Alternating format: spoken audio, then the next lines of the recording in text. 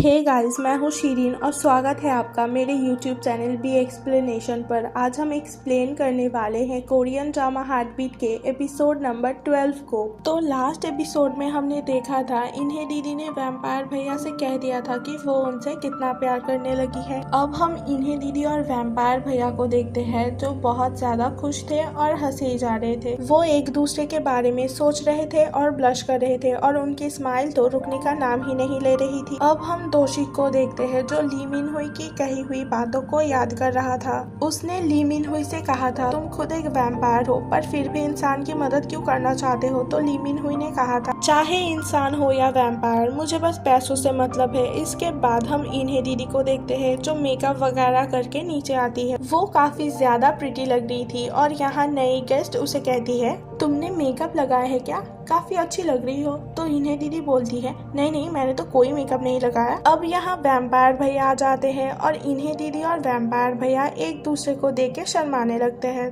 इस नई गेस्ट को सब कुछ समझ आने लगता है और वो बोलती है चलो मैं अब जॉगिंग करने के लिए जा रही हूँ। अब हम इन्हें दीदी और वैम्पायर भैया को देखते हैं जो एक दूसरे की तरफ देख रहे थे और ब्लश कर रहे थे। वैम्पायर भैया बोलते हैं तुम काफी अच्छी लग रही हो। इसके बाद इन्हें दीदी पूछती है क्या तुमने हेउन के साथ बात करी, क्या सब कुछ सॉर्ट आउट हो गया, क्या तुम मुझे बता सकते हो। अब हम हेउन को देखते हैं जो अभी भी उसी पिक्चर को देख रही थी। वैम्पायर भैया इन्हें दीदी से बोलते हैं मुझे नहीं पता कैसे पर वो पिक्चर तो हेउन के पास ही है, पर मुझे इतना तो पक्का पता है कि हेउन हेसुन तो नहीं हो सकती। कल रात जब मैं अकेले ब्रिज के ऊपर खड़ा था मुझे लग रहा था इस दुनिया में मेरा कोई अपना नहीं है, तभी वहाँ तुम आती हो। तुम्हें देख के मुझे बहुत खुशी होती है और ऐसा लगता है कि मेरा भी कोई अपना है। अब वैम्पायर भैया इन्हें दीदी को किस करने के लिए आगे बढ़ते हैं तभी वहाँ दंगसब संघे आ जाता है जिससे ये दोनों डर जाते हैं। वो दोनों वैम्पायर भैया को सही सलामत देख के काफी ज्यादा खुश हो जाते हैं और उन्हें हग कर लेते हैं। वैम्पायर भैया उनसे पूछने लगते हैं तुम दोनों इतनी सुबह सुबह यहाँ क्या कर रहे हो। तो दंगसब बोलता है हमें तो तुम्हारी बहुत ज्यादा फिक्र हो रही थी, हम कल रात ठीक से सो भी नहीं पाए इसलिए तुमसे मिलने के लिए आ गए। वैम्पायर भैया बोलने लगते हैं मैं ठीक हूँ अब तुम लोग जा सकते हो, पर वो दोनों नहीं चाहते और उनसे बोलने लगते हैं हम अब से शेडेड वेसिस में ही रहना चाहते हैं और यहाँ काम करना चाहते हैं। पहले तो इन्हें दीदी और उसके बाद मान जाती है क्योंकि वैम्पायर भैया की अगर तबीयत खराब हो जाती है तो वो अकेले उन्हें संभाल नहीं पाएगी। इन्हें दीदी की बात सुन के ये तीनों थोड़े से शॉक हो जाते हैं पर बहुत ज्यादा खुश भी होते हैं। अब वैम्पायर भैया इन दोनों को प्राइवेटली बात करने के लिए बेसमेंट पर बुलाते हैं जहां वो बोलते हैं तुम लोग मुझे बिना बताए शेडेड वेसिस में रहने के लिए कैसे आ सकते हो। इसके बाद वो अपने दोस्तों से बोलने लगते हैं शायद हमें प्यार हो गया है।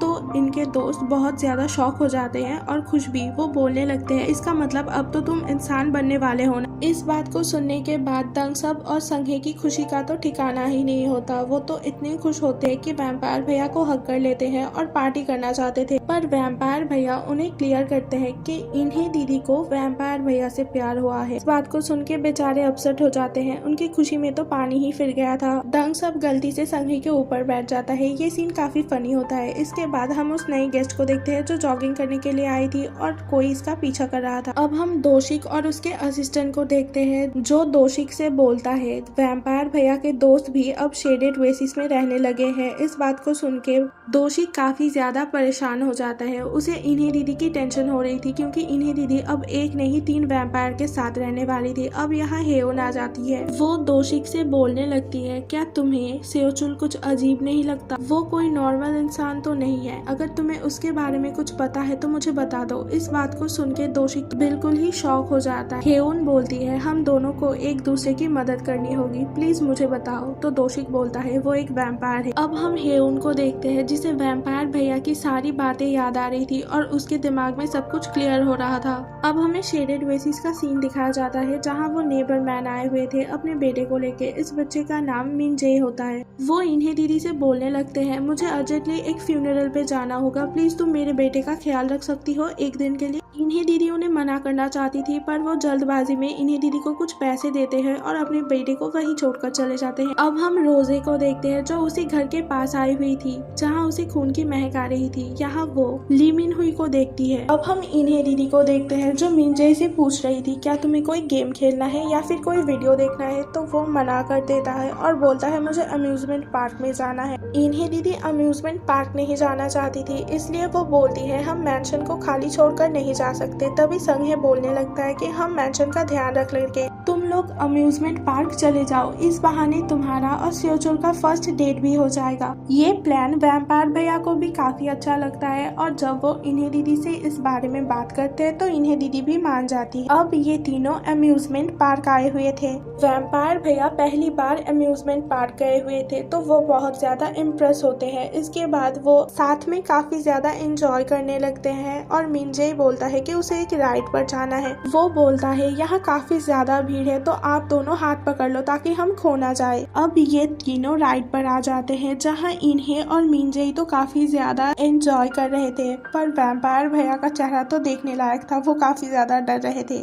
राइड खत्म होने के बाद हम वैम्पायर भैया को देखते हैं, उनकी हालत काफी ज्यादा खराब थी। इसके बाद वो तीनों हॉरर हाउस जाते हैं जहाँ इन्हें दीदी वैम्पायर भैया से पूछती है तुम्हें डर तो नहीं लग रहा ना? तो वैम्पायर भैया बोलते हैं मैं 100 साल से कॉफिन के अंदर था और मैं बहुत सारे भूतों से मिला हूँ तो मुझे डर नहीं लगता। पर अंदर जाने के बाद वैम्पायर भैया को बहुत ज्यादा डर लगता है। इन्हें और मिनजे काफी ज्यादा खुश थे पर वैम्पायर भैया की हालत डर के मारे खराब हो रही थी। अब इन्हें दीदी मिनजे के लिए स्नैक्स खरीदने गई थी जहाँ वैम्पायर भैया और मिंजी दोनों बैठे हुए थे। तब मिंजी वैम्पायर भैया से पूछने लगता है क्या आपको पता है कि प्यार क्या होता है? तो वैम्पायर भैया बोलते हैं क्या तुम्हें पता है? तो मिंजे बोलने लगता है हाँ मुझे पता है, जब आप किसी को प्यार करते हो तो तब आप उसके साथ रहना चाहते हो। मैं भी किसी को प्यार करता हूँ, मैं चाहता था कि वो भी आज यहाँ हो पर वो नहीं है। तो वैम्पायर भैया बोलते हैं कोई बात नहीं, अगली बार हम उसे भी साथ लाएंगे। इसके बाद हम देखते हैं इन्हें दीदी ने वैम्पायर भैया के लिए अलग से ब्लड लाया हुआ था। अब हम दोशिक को देखते हैं जो किसी के साथ फोन पर बात कर रहा था। वो बोल रहा था कि इन्हीं के ऊपर नजर रखो क्योंकि उसके चारों तरफ बस वैम्पायर ही है। और इस बात को ली मिन हुई सुन लेता है। वो दोशिक से पूछने लगता है कि तुम्हें हाफ वैम्पायर के बारे में कहाँ से पता चला? तो दोशिक बोलता है तुम्हें ये बताना जरूरी है, तुम अपना काम करो और पैसे लेके यहाँ से निकल जाओ। अब हम वैम्पायर भैया और इन्हें दीदी को देखते हैं जो काफी ज्यादा खुश लग रहे थे। इन्हें दीदी बोलती है ये सब कितना ज्यादा खूबसूरत है ना? तो वैम्पायर भैया उनकी तरफ देखते हुए बोलते हैं बहुत खूबसूरत है। अब ये तीनों घर वापस आ जाते हैं और घर वापस आने के बाद संघे और दंग सब के साथ मिंजे खेलने लगता है। ये सब बिल्कुल हैप्पी फैमिली की तरह लग रहे थे। इसके बाद यहाँ नेबर लेडी आ जाती है मिंजे को लेने और वो इन्हें दीदी के लिए कुछ खाना भी लेकर आई थी। यहाँ नेबर लेडी संघे को पहचान लेती है और बोलने लगती है आप तो वही डिटेक्टिव हो ना? अब वैम्पायर भैया संघे से पूछने लगते हैं नेबर लेडी ने उसे डिटेक्टिव क्यों कहा? तो संघे बोलता है वो गोल्ड बार को ढूंढने के लिए नेबर लेडी के पास गया था पूछताछ करने के लिए। मुझे लगता है इन्हें के डैड को किसी ने किडनैप कर लिया है उन गोल्ड बार के लिए। वैम्पायर भैया बोलते हैं इन्हें से ये बात मत बोलना वरना वो खामखा फिक्र करने लगेगी। अब हम इन्हें दीदी को देखते हैं जो बाहर बैठ के अकेले खाना खा रही थी। तभी वहाँ वैम्पायर भैया आ जाते हैं और इंसानों वाला खाना खाने लगते हैं, जबकि इन्हें दीदी उन्हें काफी मना करती है और उन्हें रोकने की कोशिश भी करती है, पर वैम्पायर भैया फिर भी सारा खाना खा लेते हैं। इसके बाद वो दोनों बैठकर बातें कर रहे थे। इन्हें दीदी पूछती है तुम इंसान क्यों बनना चाहते थे? ताकि तुम्हें इंसानों वाला प्यार मिल सके या इंसानों वाला खाना खा सको? तुमने कहा था मेरा प्यार भरा खून पीने के बाद तुम इंसान बन जाओगे, तो बताओ तुम्हें कब चाहिए मेरा खून? तो वैम्पायर भैया बोलने लगते हैं क्या तुम्हें बिल्कुल डर नहीं लगता? तुम अपना खून एक वैम्पायर को चूसने के लिए बोल रही हो। इन्हें दीदी बोलने लगती है मुझे डर नहीं लगता। तो वैम्पायर भैया बोलते हैं तुम्हें डर लगेगा भी कैसे, तुम तो खुद ही वैम्पायर को काट लेती हो। इन्हें दीदी बोलती है जब तुम इंसान बन जाओगे ना तब तुम्हारे लिए एक बड़ी सी बर्थडे पार्टी अरेंज करूंगी। इसके बाद हम दोशिक को देखते हैं जो ली मिन हुई की कही हुई बातों को याद कर रहा था। ली मिन हुई ने कहा था वैम्पायर भैया इंसान बनना चाहते हैं क्योंकि वो इंसानों वाला प्यार को महसूस करना चाहते हैं। अब हम ली मिन हुई को उसी घर में आते हुए देखते हैं जहां रोजे को खून की महक आ रही थी। हम देखते हैं इस घर में ली मिन हुई ने बहुत सारे लोगों को कैद कर रखा है। यहाँ इन्हीं के डैड भी होते हैं। इसका मतलब 5 साल से ली मिन हुई ने इन्हीं के डैड को इसी घर में कैद कर रखा था। अब इन्हीं दीदी संघे और दंग सबको पूरी मैंशन की सफाई करने के लिए बोलती है, जहाँ ये नई गेस्ट आ जाती है और पूछती है कि ये दोनों कौन है। तो इन्हें दीदी बोलती है ये हमारे नए स्टाफ मेंबर है। तो वो बोलती है यहाँ गेस्ट से ज्यादा स्टाफ मेंबर क्यों रहते हैं। इसके बाद उस गेस्ट को किसी का कॉल आता है और वो काफी ज्यादा डरी हुई थी। अब हम इन्हें दीदी और वैम्पायर भैया को साथ में काम करते हुए देखते हैं। दोनों एक दूसरे की कंपनी को काफी ज्यादा एंजॉय कर रहे थे। तभी वहाँ हेयोन आ जाती है और वो बोलती है मुझे इन्हें के साथ कुछ बात करना है।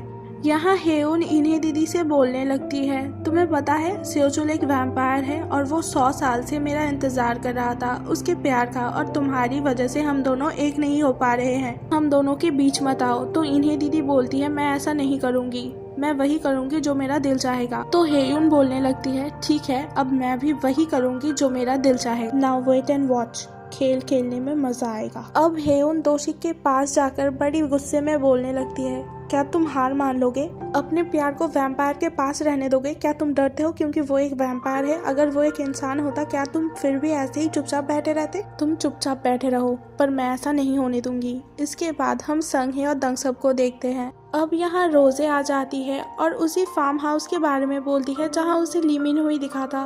अब हम वैम्पायर भैया और कैटमैन को रूफटॉप पर देखते हैं, जहाँ वैम्पायर भैया कैटमैन से बोलते हैं आप गिल्टी फील करना बंद कर दो क्योंकि मैं बहुत ही जल्द इंसान बनने वाला हूँ। इन्हें मुझे अपना खून दे देगी और मेरे इंसान बनने के बाद वो सबसे ज्यादा खुश होगी। वैम्पायर भैया की बात सुन के कैटमैन बोलने लगते हैं इन्हें खुश क्यों होगी जबकि तुम इंसान बनने के लिए उसे सैक्रिफाइस करने वाले हो। वैम्पायर भैया बोलते हैं मुझे तो उसके खून के बस कुछ ही बूंद चाहिए। तो कैटमैन बोलते हैं नहीं, तुम्हें उसका खून तब तक पीना होगा जब तक वो मर नहीं जाती। तुम दोनों में से कोई एक ही जिंदा रह सकता है। और ये सब ली मिन हुई सुन लेता है। इसके बाद वो दोषी के पास जाकर उसे सब कुछ बता देता है। बाद हम वैम्पायर भैया को देखते हैं जो कैटमैन की कही हुई बातों को सुनकर बहुत ज्यादा सैड हो गए थे। अब हम दोषी को देखते हैं जो शेडेड बेसिस में आ रहा था और उसे रास्ते में वैम्पायर भैया दिखते हैं। वो जाकर वैम्पायर भैया को एक पंच मारता है। अब हम देखते हैं उस नए गेस्ट के डोर पे कोई नॉक करता है और जब वो देखती है तो ये वही आदमी होता है जो पार्क में इसका पीछा कर रहा था। ये इसका एक्स बॉयफ्रेंड होता है जो इसे स्टॉक कर रहा था। दूसरी ओर हम वैम्पायर भैया और दोशिक को देखते हैं। दोशिक वैम्पायर भैया से बोलने लगता है मैंने तुमसे कहा था ना कि तुम इन्हें से दूर रहा करो, फिर भी तुम उसके आसपास ही क्यों रहते हो? तुम इंसान बनने के लिए उसे मारना चाहते हो, तुम एक मॉन्स्टर हो, तुम कभी किसी से प्यार नहीं कर सकते। और दूसरी ओर ये साइको आदमी उस नए गेस्ट को जबरदस्ती ले जाने की कोशिश कर रहा था। इन्हें दीदी उसे ऐसा करने से रोकती है तो वो आदमी इन्हें दीदी को धक्का दे देता है और इन्हें दीदी को चोट भी लग जाती है। दूसरी ओर हम वैम्पायर भैया को देखते हैं जिन्हें महसूस हो रहा था कि इन्हें दीदी किसी मुसीबत में है और उनके नेक में वही काटने का मार्क भी आ गया था। ये साइको आदमी इन्हें दीदी को जान से मारने ही वाला था। तभी वहाँ वैम्पायर भैया आ जाते हैं और इस साइको को एक थप्पड़ लगाते हैं जिससे वो काफी दूर जाकर गिरता है। अब वो आदमी भाग जाता है और इन्हें दीदी के सर से खून आ रहा था जिसे देख के वैम्पायर भैया के मन में भी लालच आने लगता है और उनका अंदर का वैम्पायर जागने लगता है। उन्हें होश नहीं रहता और वो इन्हें दीदी को काटने ही वाले थे। तभी वहाँ दोशिक आकर उन्हें रोक लेते हैं और वैम्पायर भैया को भी होश आ जाता है। यही हमारे एपिसोड का एंड हो जाता है। Thanks for watching, subscribe to my channel.